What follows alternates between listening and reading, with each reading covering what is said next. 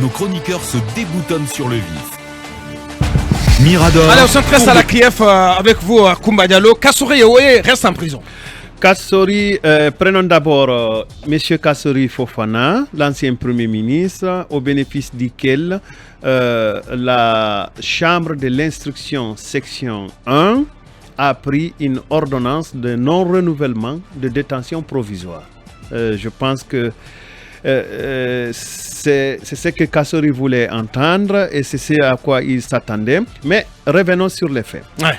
Alors, la Chambre de l'instruction a décidé que, vu les articles 239 et 247 du Code de procédure pénale, ordonnant la mise en liberté de M. Ibrahima Kassori Fofana s'il n'est détenu pour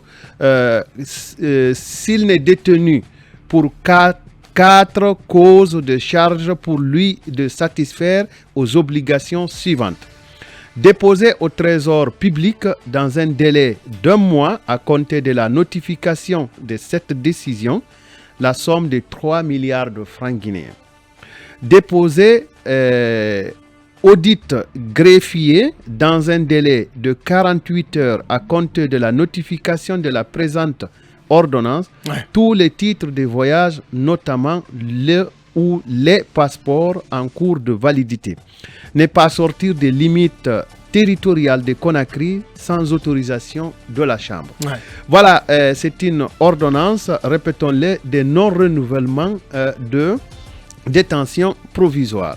Alors, quand nous avons lu cette ordonnance, quand nous avons eu connaissance de cette ordonnance, nous avons essayé d'approcher, si vous voulez, des sources concernées qui nous ont révélé pour certaines que le parquet a relevé appel de l'ordonnance de la Chambre de l'instruction parce que ce parquet estime qu'il y a encore des investigations sérieuses à mener et qui ne sont pas faites par la Chambre de l'instruction.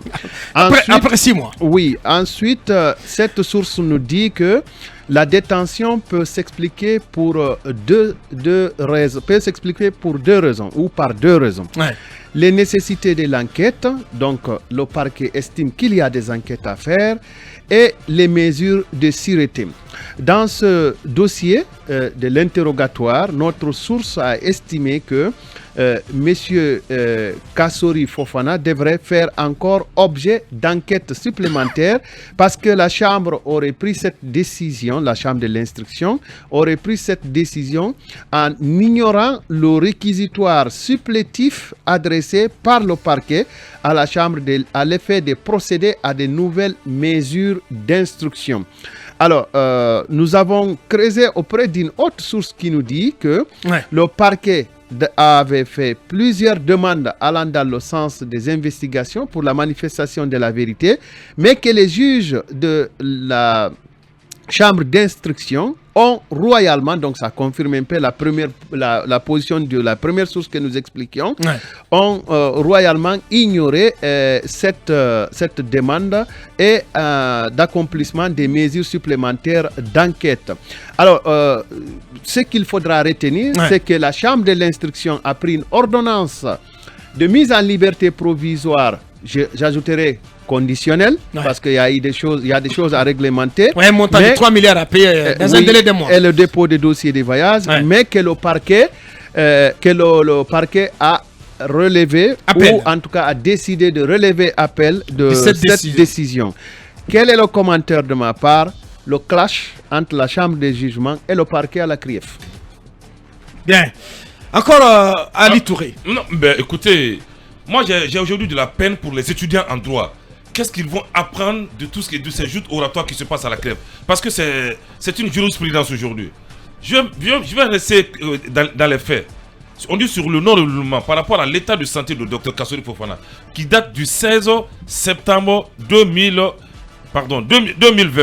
On dit Dr Kassori Fofana souffre de douleurs lombaires sacrées, vertige, céphalée, vision floue, échauffement palmo-plantaire, engourdissement des jambes et apnée paroxystique indiqué dans les recommandations. Ça veut dire que son état de santé aujourd'hui est tellement critique qu'il a besoin d'aller faire un check-up. Mais au parquet spécial, ce qui est écœurant, lorsque le juge d'instruction, le président de la chambre d'instruction, Mohamed Bama Kamara, ordonne une remise à liberté. Au parquet spécial, on prend le téléphone, on se promène dans la cour, on rentre dans le bureau, on appelle qui? Je ne sais pas où. Non, ça c'est sérieux. On prend le téléphone, on appelle qui? On reçoit des instructions de la part de qui? Moi je vais bien comprendre. Parce que c'est la énième fois que la chambre d'instruction ordonne la mise à liberté de Dr Kassory, de Mohamed Diané et Ouajib Delawigui. Quel est le gain politique de les retenir en prison? Je ne vois pas de gain politique. Simplement, on comprend qu'il n'y a pas de faits qu'on les reproche, ou les faits qu'on les reproche ne sont pas encore avérés, ou les faits qu'on les reproche, on n'arrive pas au parquet spécial de le prouver. C'est aussi simple que cela. C'est que le parquet spécial invoque pour retenir Kassory éventuellement ou Guilavogui, c'est que il y a lieu, il y a besoin de mener de nouvelles investigations. Aucune investigation. C'est ce qui est allégué. C'est ce qui est allégué par le parquet spécial. Sauf que pour ma gouverne, ces investigations supplémentaires ou ces investigations à approfondir, elles peuvent être menées pendant que les messieurs sont sous contrôle judiciaire ou sont sous jeu. Parce que si Kassory est en capacité de payer dans un délai de mois 3 milliards, de déposer ses documents de voie, moi je ne vois pas pour quelle raison on le garderait encore en prison. Alors, Aboubacar, encore que les faits qui lui sont reprochés ne tiennent pas debout. C'est ça la vérité. Alors, parce que si encore après 6 mois on se dit qu'il faut continuer à mener de nouvelles investigations, je ne sais pas c'est à quoi ça sert ce parquet spécial. Alors, Aboubacar, les éléments que je n'avais pas partagés au départ, c'est que le parquet est disposé à accepter la décision, mais à condition que l'épouse de M. Kassory soit entendue, et quelqu'un d'autre qui aurait participé à des dépôts successifs soit entendu, qui ne m'a pas été identifié, et que les enquêtes soient beaucoup plus approfondies, parce que une source... Quelle enquête, mon ami? Oui, attendez. Je termine. Une source proche du parquet m'a répondu hier qu'il a été découvert des titres fonciers qui sont au nom de Madame Kassory Fofana, et que le parquet avait besoin d'entendre celle-là sur l'origine de l'acquisition de ce titre foncier, et que l'autre personne dont je faisais évoquer tout à l'heure, qui ne m'a pas été identifiée, qui aurait participé à des dépôts successifs. Des dépôts successifs de quoi? De fonds? De fonds, certainement. Non, mais soyons précis. C'est trop facile, ça. J'ai lu ce qu'on m'a dit. Des dépôts successifs de fonds. J'ai lu ce que j'ai noté pendant l'échange avec l'intéressé. Je veux savoir, mais les dépôts de fonds, sur quel compte ou à quel endroit? Le compte de Kassory. Je cite ceci, on a découvert des dépôts. Les comptes se trouvent où? Non, mais soyons précis, parce qu'on informe les gens là. Je rapporte juste ce qu'on m'a dit. Je n'ai pas encore pris position. J'ai dit, je cite, on a découvert des dépôts successifs d'argent dans son compte. Son compte, ça veut dire peut-être M. Kassory. Et un nom revient souvent dans les versements importants. Lui non plus, donc celui qui a été cité là, lui non plus n'a pas été convoqué et entendu. C'est quel nom? On ne m'a pas donné le nom pour des raisons de trucs. Une fois encore, ce que j'ai compris à partir de mes investigations hier sur le dossier Kassory, c'est qu'il y aura un ring à la CRIEF, et les acteurs, les boxeurs, les candidats seront les membres de la chambre de jugement, l'équipe du parquet et le parquet, parce que ça ne va pas du tout. Ça ne va pas du tout, et le dossier Kassory pourrait être l'élément déclencheur de cette rixe-là. Heureusement, parce que on va vers un jeu de massacre là entre le parquet RIXE, parce qu'il y en a qui vont me dire on ne dit pas la RIX. Il y a tellement de grammairiens qui nous écoutent. On fera appel à l'arbitre Colina, l'italien, qui viendra. C'est la course. On te parle de boxe là. Ah oui, mais bien, oui. Et toi tu parles de football. Bien sûr. Mais la chambre d'instruction va mettre KO l'équipe du parquet. Non, c'est clair. C'est pas évident. Aujourd'hui, j'ai aussi des sources qui me parle de ces dépôts sur un des comptes de M. Kassory. Il paraît que c'est même des comptes en devises, en tout cas des sommes faramineuses. Oui, bon, puisque c'est pas encore confirmé, on a des sources pour le moment qu'on peut pas révéler. Donc le problème c'est à ce niveau. Et j'apprends également que en tout cas des lieutenants de Kassory seraient en fuite. Et le premier c'est un présumé cerveau même du présumé enrichissement illicite de M. Kassori qui aurait pris pratiquement la tangente. Il est aussi recherché. Bon, pour le moment, on tait les noms pour des raisons peut-être d'instruction ou de sécurité. Mais moi, il y a une question. C'est vrai qu'on aime tous que les Kassori compagnie rentrent chez eux à la maison. Mais est-ce que ce que le parquet fait n'est pas de sa démarche, n'est pas de son ressort? Est-ce que c'est la violation de la loi? C'est la question qu'il faille se poser. Donc, j'ai dit à M. Mohamed Kaba... Il peut interagir ta appel, oui. Mais l'eau mais c'est violent. Non, attendez. Mais de façon systématique. De façon systématique. C'est là où ça devient incompréhensible, l'icône. Moi, oui, que le ministre Charles Wright prenne ses responsabilités. Il faut une réforme à la crêpe. Il faut une réforme totale. Une refonte alors. Une refonte. Le parquet national dont on parle, il faut mettre ce parquet national. Je vous dis... Honte à ces conseillers en banque, à ces conseillers qui étaient dans les banques. Ces banquiers qui divulguent les comptes bancaires des citoyens. Non, Talibé, le problème c'est là-bas. Non, mais c'est là-bas le problème. Mais obligation. Non. Ils sont là, ils ont été dans la délation, ces banquiers. Tel à 2 milliards sur son compte, on divulgue l'information, même s'ils n'ont pas été demandés. Il y a des conseillers qui ont divulgué les comptes privés des citoyens. Mais par exemple, mais qu'est-ce que tu fais? Qu'est-ce que tu fais? Par exemple, qu'est-ce que tu fais des principes justement pour tracer? Non, des principes de Giaba. Oui, ce n'est même pas ça. La loi sur le blanchiment d'argent, qui est une loi guinéenne, prévoit que quand Mohamed Kaba, qui n'a pas un salaire qui dépasse X millions, s'il dépose un montant significatif dedans, d'ailleurs c'est plafonné, le banquier a obligation dès après le dépôt d'appeler. Même le commerçant à Madina, quand vous achetez des meubles qui impressionnent le commerçant, il est obligé, dès votre départ, d'appeler la CNTIF et de faire un signalement. On doit juste comprendre que, est-ce que ce qui est révélé au niveau des banques, c'est la vérité ou c'est le mensonge? Aujourd'hui, il faut quand même être dans la démarche légale. C'est que la CRIEF fait ou c'est que le parquet fait. Si c'est illégal, on dénonce. Si c'est pas illégal, notre souhait est que Kassori et compagnie rentrent chez eux. Mais bientôt, Kassori sera libre. Voilà, je vous le promets. Fasse son travail. Il sera libre. Parce qu'il faut laisser de nouvelles places à d'autres arrivants. Merci, monsieur l'avocat du parquet spécial. Du parquet spécial. Non, pas forcément. Mais bien sûr, ça n'a tout l'air. Allez-y. De toutes les façons, c'est une bonne publicité pour Kassori qui est politique. Kassori est un vaincu invincible. Il est en prison et il est en train d'empêcher d'autres de dormir. Il fait l'actualité. Bien, allez-y. Aboubakar, on ne peut pas jeter la pierre au procureur de relever appel d'une décision systématiquement, si cela lui est permis, si la loi le lui permet.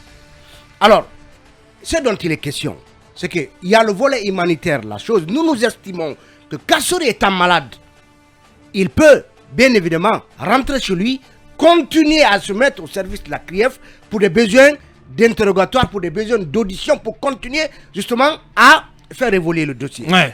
Akoumba a dit quelque chose de très important, que le procureur se plaint d'avoir demandé au juge d'instruction d'approfondir des enquêtes sur certains aspects. Certainement sur le cas de la femme de Kassori. Ce qui est grave. Certainement sur le cas de ce monsieur qui aurait déposé des fonds successifs sur les comptes de Kassori.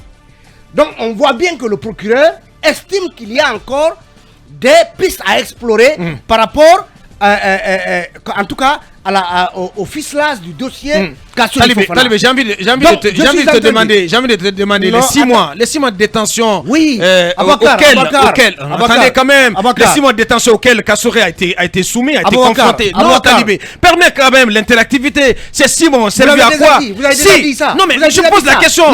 Si aujourd'hui, après 6 mois de détention, on en est là à dire non, sa femme doit se présenter, un de ses conseillers ou quelqu'un de son entourage qui a fait des dépôts successifs sur son compte doit se présenter. On n'a pas pu faire tout cela en 6 mois de détention. Aboubakar, pourquoi la loi dit que, en tout cas, le mandat de dépôt peut être renouvelé et aller jusqu'à 8 mois? On n'a pas encore atteint ces 8 mois. Ça veut dire que... On a 6 mois. Attention. Oui. Les 8 mois, c'est par rapport à la détention provisoire. C'est-à-dire que même après la détention provisoire, l'instruction du dossier peut continuer. Ce que je suis en train de dire, et sur ce point, je vous rejoins.